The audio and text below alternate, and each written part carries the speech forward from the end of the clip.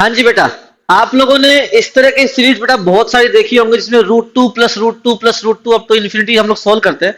तो उसी आइडिया को अगर थोड़ा सा और डेवलप किया जाए बेटा, तो इस तरह की सीरीज भी बनाई जा सकती है।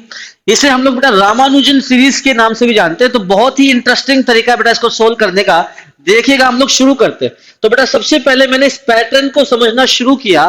तो पैटर्न को अगर आप देखेंगे बेटा, तो 1 + 2 √1 + 3 √1 + 4। तो इससे एक बात तो समझ में आ गई कि सर रूट के अंदर 1+ का फैक्टर चल रहा है, और जो दूसरा फैक्टर है उस वो लगातार 1 उसमें ऐड हुआ जा रहा है ना। तो इस तरह की सीरीज को कैसे क्रिएट करें हम लोग, तो मैंने उसके लिए स्टार्ट कैसे किया बेटा, मैंने पहले जो दो फैक्टर्स है ना उनको लिख लिया। तो आपका 1 + 2 3 है, तो मैंने 3 को रूट के अंदर लिख करके स्टार्ट किया क्वेश्चन को। मैंने 3 को लिखा √9। अब बेटा मेरा सारा मैनिपुलेशन जो है वो इस डायरेक्शन में रहेगा कि मैं इस 9 को मैनिपुलेट करते करते ये सीरीज बना दूंगा। कैसे बेटा, 9 को लिखा मैंने 1 + 8, 8 को लिखा 2 × 4, ताकि इस तरह का पैटर्न बनना शुरू हो।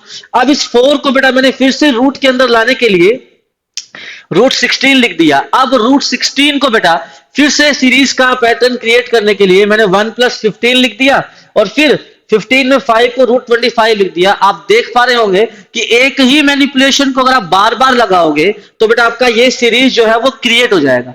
तो बेटा ये तो है इस सीरीज को क्रिएट करने का मैथमेटिक्स।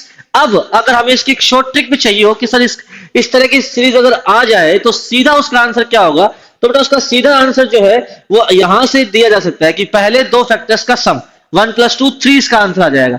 अब बेटा इसी आइडिया पे एक और क्वेश्चन हमने आपको होमवर्क के लिए दिया है, आपका √1 + 5 √1 + 6 √1 + 7। तो आप इसका आंसर जो है कमेंट में हमें बताइएगा। थैंक यू बेटा।